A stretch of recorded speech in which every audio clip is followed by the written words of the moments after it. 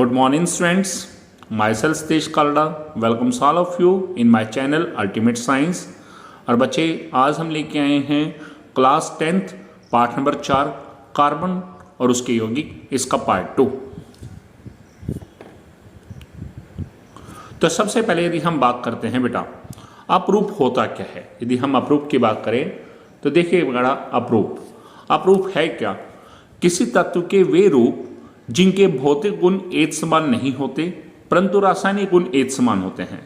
यानी कि कोई तत्व है प्रकृति में अलग अलग रूपों में पाया जा रहा है, उसके भौतिक गुण अलग अलग हैं। भौतिक गुण का मतलब क्या है? उसका क्वथनांक, गलनांक, घनत्व ये सब अलग अलग हैं, परंतु रासायनिक गुण एक समान है, यानी कि वो एक जैसी रासायनिक अभिक्रिया करते हैं। तो तत्व के इन रूपों को हम क्या बोलते हैं? अपरूप। कार्बन तत्व के मुख्यतः 3 अपरूप हैं। कौन कौन से अपरूप हैं आप यदि देखेंगे? हीरा, ग्रेफाइट, फुलेरिन। अब हमने इन तीनों के बारे में स्टडी करना है, हीरा, ग्रेफाइट, फुलेरिन। सबसे पहले बात करते हैं हीरा के बारे में। हीरा क्या है? हीरे में कार्बन का प्रत्येक परमाणु कार्बन के 4 अन्य परमाणुओं के साथ आबंधित होता है। हमने बेटा अपने पहले पार्ट में देखा भी था कि कार्बन जो है उसकी संयोजकता क्या है? 4, यानी कि कार्बन के बाह्य कोश में 4 इलेक्ट्रॉन है और हीरे में कार्बन का प्रत्येक परमाणु कार्बन के 4 अन्य परमाणुओं के साथ आबंधित होगा। और यहाँ आपने हर कार्बन परमाणु के हैं आपने उन चारों इलेक्ट्रॉनों का प्रयोग करेगा जो उसके बाह्य कोश में पाए जा रहे हैं, जिससे दृढ़ त्रिआयामी संरचना बनती है। हीरा अब तक का सर्वाधिक कठोर पदार्थ है। हाँ बच्चे, ये बताना था त्रिआयामी मतलब जिसमें 3 आयाम हैं। आयाम क्या होता है? लंबाई, चौड़ाई, ऊंचाई। यानी कि हीरे की संरचना में लंबाई, चौड़ाई, ऊंचाई तीनों आयाम होंगे। ठीक है। हीरा अब तक का ज्ञात सर्वाधिक कठोर पदार्थ है। यह विद्युत का कुचालक है। अब एक होता है सुचालक, एक होता है कुचालक। सुचालक क्या है? वे पदार्थ जो विद्युत का चालन करते हैं, यानी कि विद्युत धारा को अपने अंदर से प्रवाहित होने देते हैं। और कुचालक क्या है? जो विद्युत को प्रवाहित नहीं होने देते। तो यह विद्युत का कुचालक है। एक बात ध्यान रखिएगा बच्चे, कोई भी पदार्थ विद्युत का चालन तब करेगा जब या तो उसके पास स्वतंत्र आयन हो या स्वतंत्र इलेक्ट्रॉन हो। अब हम जानते हैं हीरे में हीरा किससे बना है? कार्बन परमाणु से। और कार्बन परमाणु के बाह्य कोश में कितने इलेक्ट्रॉन है? 4। तो यहाँ हीरे में कार्बन के प्रत्येक परमाणु ने अपने चारों इलेक्ट्रॉनों का प्रयोग कर लिया दृढ़ त्रिआयामी संरचना बनाने में, इसलिए इसके पास कोई इलेक्ट्रॉन नहीं बचा, स्वतंत्र इलेक्ट्रॉन नहीं होता, इसलिए हीरा विद्युत का कुचालक होता है। तो यह विद्युत का कुचालक होता है क्योंकि इसमें कोई भी इलेक्ट्रॉन स्वतंत्र नहीं पाया जाता। आप जरा देखेंगे, यह है हीरे की संरचना। आप यहाँ देखेंगे कि बेटा ये है हीरे का अंदर कार्बन का एक परमाणु, इसके पास 4 इलेक्ट्रॉन हैं। तो ये इस समय में क्या है? कार्बन के 4 अन्य परमाणुओं के साथ जुड़ा हुआ है। आप देख भी रहे हैं, यहाँ देख रहे हैं, यहाँ इससे भी, ठीक है, ये ऊपर वाले के साथ। तो ये 4 अन्य परमाणुओं के साथ जुड़ा है। कैसे जुड़ा है? आप देख रहे हैं बीच में एक लाइन है, लाइन का मतलब एक कलाबंध। और कल आपने पढ़ा भी था पिछले पार्ट में कि एक कलाबंध कैसे बनता है? 2 इलेक्ट्रॉनों की साझेदारी से। यानी कि यहाँ पर हर कार्बन परमाणु ने कितने आबंध बना रखे हैं? 4। इसका मतलब हर कार्बन परमाणु ने अपने 4 इलेक्ट्रॉनों का प्रयोग करके कुल 4 आबंध बनाए हैं कार्बन के अन्य परमाणु के पास साथ। और यहाँ देख भी रहे हैं कि कार्बन के प्रत्येक परमाणु के पास कोई भी इलेक्ट्रॉन स्वतंत्र नहीं पाया जा रहा, इसलिए हीरा क्या है? विद्युत का कुचालक है। और यह है हीरे की संरचना। Next, graphite. अब ग्रेफाइट क्या है? ग्रेफाइट में कार्बन के प्रत्येक परमाणु का आबंधन कार्बन के 3 अन्य परमाणुओं के साथ एक ही तल पर होता है। यहाँ हीरे में और ग्रेफाइट में अंतर भी पूछा जाता है। हीरे में कार्बन का प्रत्येक परमाणु कार्बन के 4 अन्य परमाणुओं के साथ जुड़ा है, जबकि ग्रेफाइट में कार्बन का प्रत्येक परमाणु कार्बन के 3 अन्य परमाणुओं के साथ एक ही तल पर जुड़ा है, जिससे षटकोणीय व्यूह मिलता है। षटकोणीय व्यूह क्या होता है बेटा? षटकोण जैसी संरचना। जैसे मैं आपको यहाँ बता के भी बता देता हूँ, आप देख सकते हैं इस तरह की संरचना, ये होती है षटकोण जैसी संरचना, जिससे षटकोणीय व्यूह मिलता है। क्लियर? इनमें से एक आबंध द्विआबंधी होता है। हम जानते हैं यहाँ कार्बन के एक परमाणु ने किससे जुड़ना है? 3 अन्य परमाणुओं के साथ जुड़ना है। कार्बन का प्रत्येक परमाणु, आप देखेंगे यहाँ पर ग्रेफाइट में कार्बन का प्रत्येक परमाणु का बंधन कार्बन के 3 अन्य परमाणुओं के साथ होना है। तो इनमें से 2 परमाणु के साथ तो यह एकल आबंध बनाएगा और एक परमाणु के साथ यह द्विआबंध बनाएगा। इनमें से एक आबंध द्विआबंधी होता है, जिसके कारण कार्बन की संयोजकता पूर्ण होती है, यानी कि कार्बन कुल 4 आबंध बनाएगा। एक कार्बन परमाणु के साथ द्विआबंध और बाकी 2 कार्बन परमाणु के साथ एकल आबंध बनाएगा। यह विद्युत का सुचालक होता है। ठीक है, सुचालक क्यों है? क्योंकि इसमें स्वतंत्र इलेक्ट्रॉन पाए जाते हैं। ग्रेफाइट की संरचना में षटकोणीय तल एक दूसरे के ऊपर व्यवस्थित होते हैं, यानी कि षटकोणीय तल एक दूसरे के ऊपर स्लाइड करेंगे, यानी कि फिसल सकते हैं, इसलिए ग्रेफाइट चिकना और फिसलनशील होता है। बच्चे, आप पेंसिल यूज करते हैं तो जो पेंसिल का सिक्का है वो किससे बना होता है? ग्रेफाइट से। आप यहां देख भी रहे हैं, यहां आप अपने आप से देखेंगे कि कार्बन का मान लो एक परमाणु है। आप देख रहे हैं कार्बन का एक परमाणु इससे जुड़ा है, इससे जुड़ा है और इससे, तो ये एक समय में 3 परमाणुओं के साथ जुड़ा है और ये षटकोणीय व्यूह जैसी संरचना दिख रही है। क्लियर है? तो ये है हमारे पास ग्रेफाइट की संरचना। अब हम बात करते हैं फ्लोरीन। फ्लोरीन क्या है? यह कार्बन अपरूप का एक अन्य वर्ग है। सबसे पहले C60 फ्लोरीन की पहचान की गई। सबसे पहले जो फ्लोरीन ढूंढा गया उसका रासायनिक सूत्र क्या था? C60, यानी कि उसमें 60 कार्बन परमाणु थे, जिसमें कार्बन के परमाणु फुटबॉल के रूप में व्यवस्थित होते हैं। इनकी संरचना अमेरिकी आर्किटेक्ट बकमिंस्टर फुलर द्वारा डिजाइन किए गए जियोडेसिक गुंबद के समान पाई गई। सबसे पहले एक अमेरिका का आर्किटेक्ट है बकमिंस्टर फुलर, उन्होंने एक गुंबद बनाए थे, गुंबद की संरचना बताई थी, जियोडेसिक गुंबद जो हैं। तो जब फ्लोरीन की खोज की गई तो उस समय फ्लोरीन की संरचना का जब तुलना की गई उस जियोडेसिक गुंबद के साथ, तो उनकी संरचना, दोनों की संरचना आपस में मैच कर रही थी। इसलिए बकमिंस्टर फुलर नाम के वैज्ञानिक के आधार पर, उस अमेरिकी आर्किटेक्ट के नाम के आधार पर इस अणु का नाम क्या है? फ्लोरीन रखा गया। ठीक है, तो कार्बन अपरूप एक तीसरा है फ्लोरीन। ठीक है, आप जरा देखेंगे, ये है फ्लोरीन की संरचना, जियोडेसिक गुंबद जैसी संरचना।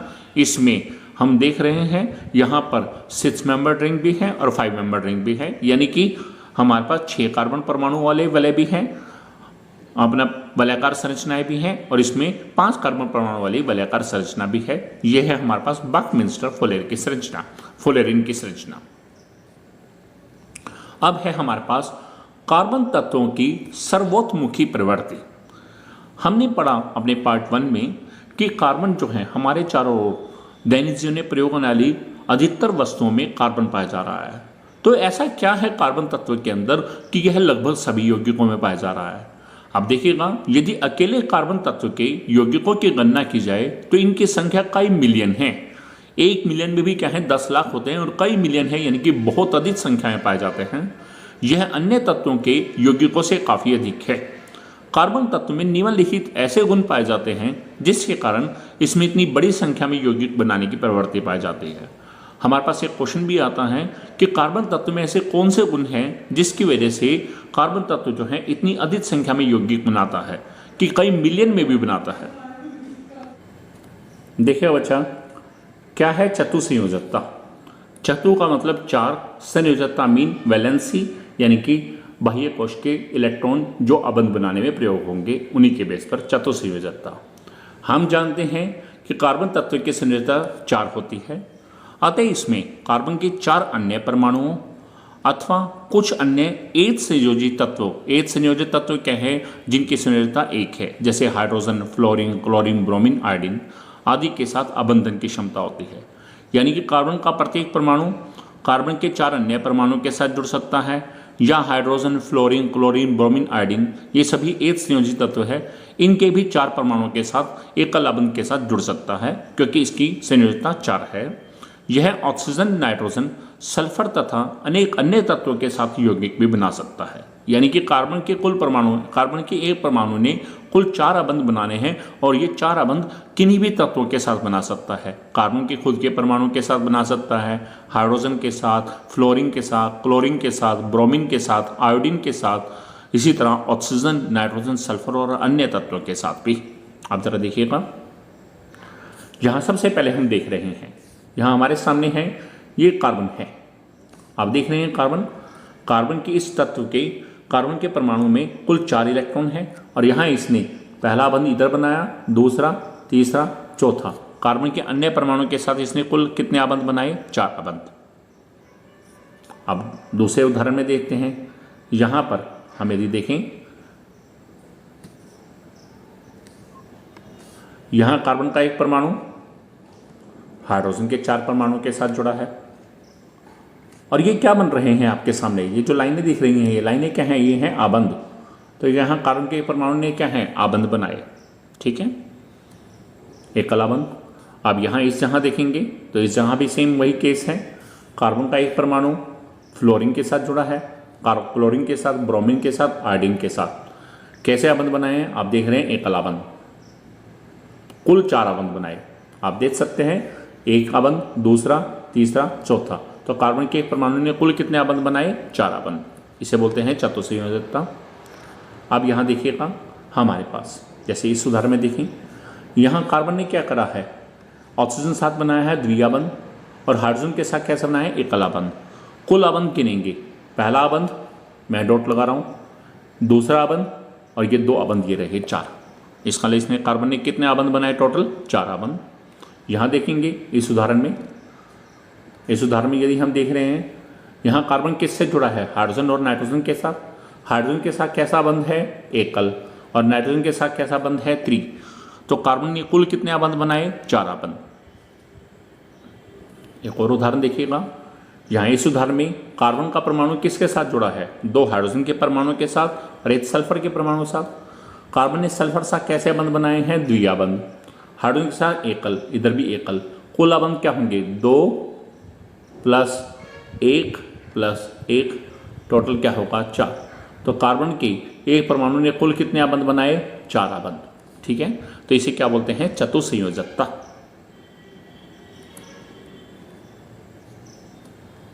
नेक्स्ट, ये था कार्बन के अंदर पहला गुण। अब दूसरा गुण क्या है कार्बन तत्व के परमाणु में, वो है श्रृंखलन।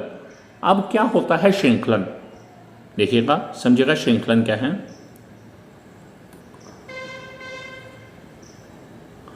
कार्बन तत्व में कार्बन के अन्य परमाणुओं के साथ आबंधन की एक अद्वितीय क्षमता होती है, यानी कि कार्बन तत्व का परमाणु अपने ही जैसे कार्बन के अन्य परमाणुओं के साथ जुड़ेगा और उसके साथ जुड़ के बहुत यौगिक बनाएगा। तो इस अद्वितीय क्षमता को, इस गुण को हम क्या बोलते हैं, श्रृंखलन। इस गुण के कारण ही कार्बन तत्व लंबी श्रृंखलाएं बना सकता है। शाखित श्रृंखला क्या है, लंबी श्रृंखला होगी और उसमें से शाखाएं निकली होंगी, तथा वलय वाले यौगिकों का निर्माण कर सकता है। कार्बन के परमाणु, इसके अलावा ये तो हो गया कि लंबी श्रृंखलाएं बनाना, शाखित श्रृंखलाएं बनाना या वलय बनाना, उसके अलावा भी कार्बन के परमाणु एक दूसरे से कैसे जुड़ सकते हैं। कार्बन के परमाणु एक दूसरे से, कार्बन के परमाणु एक दूसरे से एकल आबंध से जुड़ सकते हैं, द्वि या त्रिआबंध के द्वारा भी जुड़े हो सकते हैं। मतलब कार्बन के परमाणु एक दूसरे से, दूसरे कार्बन परमाणु के साथ एकल आबंध से भी जुड़ सकते हैं, द्वि से भी जुड़ सकते हैं और त्रिआबंध से भी। लेकिन हमें याद रखना है कि हमें कार्बन की संयोजकता 4 पूरी करनी है, यानी कि प्रत्येक कार्बन परमाणु ज़्यादा से ज़्यादा, या हम ये कहें कुल 4 आबंधी बना सकता है, 4 से अधिक नहीं बना सकता। अब जरा देखिएगा, सबसे पहले केस, यदि हम इस डायग्राम को देखते हैं, यहाँ इसको, इस संरचना को, तो आप यहाँ देख रहे हैं कार्बन के परमाणु एक दूसरे से जुड़े हैं। कैसे जुड़े हैं, एकल आबंध से। और इस तरह से इन्होंने क्या बनाई है, एक लंबी श्रृंखला। क्या बनाई है, लंबी श्रृंखला। और इस समय कार्बन की संयोजकता, जो बाकी लाइनें लगा रखी हैं, बाकी लाइनों का मतलब क्या है, कार्बन की हमने संयोजकता पूरी करी है। जैसे यहाँ पर देखें, ये कार्बन है, इसने इधर जुड़ा है एकल आबंध से, और उसके अलावा ये 3 लाइनें लगा रखी हैं, ठीक है। ये तो हो गया लंबी श्रृंखला। अब यदि हम इधर बात करते हैं, इस जहाँ पे, इसमें, तो आप देख रहे हैं ये कार्बन का परमाणु है, इधर एकल आबंध, ये 2 लाइनें ऊपर नीचे दे रखी हैं। इसका मतलब क्या है, इधर कुछ ना कुछ आ सकता है, यहाँ भी कुछ आ सकता है, यहाँ भी एक कार्बन आए या एक संयोजी तत्व। तो इस तरह से इसने यहाँ कार्बन ने क्या बनाई, लंबी श्रृंखला। लेकिन इस जहाँ पे नीचे देखें, इस कार्बन की बात कर रहा हूँ मैं, इस कार्बन की, ये कार्बन आगे क्या है, नीचे की तरफ एक कार्बन से जुड़ा है। तो ये जो कार्बन और आगे ये जो है, इसे क्या बोलते हैं, श्रृंखला। क्या बोलते हैं इसे, श्रृंखला। तो इस तरह से कार्बन ने क्या है, शाखित श्रृंखला। क्या बोलेंगे इसे, शाखित श्रृंखला। इसे दोबारा बता रहा हूं मैं, इसे क्या बोलेंगे, शाखा। क्लियर। तो यह है शाखाएं बनाई हैं। अब आगे देखेंगे, इस जहां पे इस संरचना को यदि हम ध्यान से देखें, तो इस समय इस संरचना में कार्बन तत्व के परमाणु क्या हैं? ये देखिए, ये कार्बन, ये कार्बन, ये कार्बन, ये कार्बन, ये कार्बन, एक दूसरे से जुड़कर इन्होंने कैसी संरचना बनाई है? वलयाकार संरचना। लेकिन साथ ही ध्यान दिया है हमने कि कार्बन परमाणु की चतुसंयोजकता है, यानी कि हर कार्बन परमाणु ने कुल 4 आबंध बना रखे हैं। ये लाइनें जो हैं ये बता रही हैं, जो हम ये लाइन देख रहे हैं, ये लाइनें क्या बता रही हैं? आबंध को। क्या बता रही हैं? आबंध। अब तक इन तीनों संरचना में, इसमें, इस संरचना में, इसमें और इसमें, इन तीनों में कार्बन के परमाणु एक दूसरे से कैसे आबंध से जुड़े थे? एकल आबंध से। अब हम बात करेंगे इस संरचना की। यहाँ पर हम देख रहे हैं कार्बन का ये परमाणु दूसरे कार्बन परमाणु के साथ कैसे जुड़ा है? द्विआबंध से। ठीक है, द्विआबंध से। एक बात सुनिएगा बेटा, ये लाइन एक्स्ट्रा जो है नीचे लगाइए, ये नहीं आएगी, ये गलत लगा हुआ है। तो आप देखिए, कार्बन की चतुसंयोजकता पूरी करनी है। यहाँ कार्बन, इस कार्बन परमाणु ने, आप देख सकते हैं, इस कार्बन परमाणु ने दूसरे कार्बन साथ द्विआबंध बना लिए, तो यानी कि टोटल 4 आबंध बनाने थे, 2 यहाँ बना चुका है, तो एक ये बच गया है और एक ये, तो ये यहाँ इसलिए सिंगल लाइन्स आई हैं। ठीक है, ऐसे इसके 4 आबंध। अब नीचे वाली संरचना में देखें, यहाँ द्विआबंध था। अब नीचे इस संरचना में कार्बन ने क्या करा है? दूसरे कार्बन परमाणु के साथ, इस कार्बन ने इस कार्बन परमाणु के साथ कैसे आबंध बना रखा है? बीच में त्रिआबंध। तो कार्बन के परमाणु एक दूसरे कार्बन परमाणु के साथ एकल आबंध भी बना सकते हैं, द्वि भी बना सकते हैं, त्रि भी बना सकते हैं। इसी तरह एकल आबंध बनाकर लंबी लंबी श्रृंखलाएं बना सकते हैं। इसी तरह से ये शाखित श्रृंखला भी बना सकते हैं और वलाकार संरचना भी बना सकते हैं। क्लियर? ये आप देख सकते हैं, इस गुण को हम क्या बोलते हैं? श्रृंखलन। क्या बोलते हैं इसे? श्रृंखलन। क्लियर? अब बात आती है कार्बनिक यौगिक और उसके प्रकार। कार्बनिक यौगिक है क्या और उसके प्रकार। सबसे पहले बात करते हैं कार्बनिक यौगिक। क्या होता है कार्बनिक यौगिक? वे यौगिक, नाम से पता चल रहा है, कार्बनिक मीन कार्बन, वे यौगिक जिनमें कार्बन तत्व के परमाणु आवश्यक रूप से पाए जाए, यानी कि कार्बन तत्व के परमाणु तो होने ही होने चाहिए, और ये सजीव पदार्थों जैसे पेड़ पौधे और जीव जंतुओं में पाए जाते हैं। तो इन यौगिकों को हम क्या बोलते हैं? कार्बनिक यौगिक। और ये वास्तव में कैसे होते हैं? सहसंयोजी यौगिक। अगली चीज हाइड्रोकार्बन। अब हाइड्रोकार्बन की परिभाषा देखें तो हाइड्रोकार्बन 2 वर्ड से बना है, हाइड्रोजन और कार्बन। तो हाइड्रोकार्बन क्या है? वे कार्बनिक यौगिक जो 2 तत्वों कार्बन और हाइड्रोजन इनके परमाणु से बने हों। तो वे कार्बनिक यौगिक जिनमें कार्बन और हाइड्रोजन इन दोनों तत्वों के परमाणु मुख्यतः पाए जाते हैं, उन्हें हाइड्रोकार्बन कहा जाता है। अब हाइड्रोकार्बन जो आगे हम यदि देखें तो हाइड्रोकार्बन जो है मुख्यतः 2 प्रकार के होते हैं। हाइड्रोकार्बन, सबसे पहला है संतृप्त हाइड्रोकार्बन, दूसरा है असंतृप्त हाइड्रोकार्बन। अब क्या होता है संतृप्त हाइड्रोकार्बन, क्या होता है असंतृप्त हाइड्रोकार्बन? सबसे पहले यदि हम बात करेंगे संतृप्त हाइड्रोकार्बन की। संतृप्त हाइड्रोकार्बन है क्या और असंतृप्त क्या है? पढ़िएगा बेटा। संतृप्त हाइड्रोकार्बन में कार्बन परमाणुओं के बीच केवल एकल आबंध पाया जाएगा, यानी कि कार्बन के परमाणु एक दूसरे से जुड़े होंगे, लेकिन वो कौन से आबंध से जुड़े होंगे? केवल एकल आबंध। तो सभी कार्बन परमाणुओं में केवल एकल आबंध होगा। आप देख सकते हैं, यहां दिखा भी रखा है। जबकि असंतृप्त में क्या है? कार्बन परमाणु के बीच द्विआबंध पाया जा सकता है, एक द्विआबंध हो सकता है, या कार्बन परमाणु के बीच एक त्रिआबंध हो सकता है। जैसे इस संरचना में देखेंगे, यहाँ कार्बन कार्बन के बीच में कौन सा आबंध है? द्विआबंध। और इस संरचना में कार्बन कार्बन के बीच में कौन सा आबंध है? त्रिआबंध। दूसरी बात, संतृप्त हाइड्रोकार्बन जो है इनका दूसरा सामान्य नाम क्या है? अल्कीन। क्या बोलते हैं इसे? अल्कीन। जबकि असंतृप्त हाइड्रोकार्बन 2 प्रकार के हैं, द्विआबंध वाले और त्रिआबंध वाले। तो द्विआबंध वाले हैं उनका नाम है अल्कीन, और त्रिआबंध वालों का नाम क्या है? अल्काइन। क्या नाम है? अल्काइन। ये याद रखना, जिन कार्बन परमाणुओं में एकल आबंध होगा तो उनको हम क्या बोलेंगे? संतृप्त हाइड्रोकार्बन, और उनका सामान्य नाम क्या है? अल्कीन। यदि कार्बन परमाणु के बीच द्विआबंध है तो उन्हें हम क्या बोलेंगे? अल्कीन।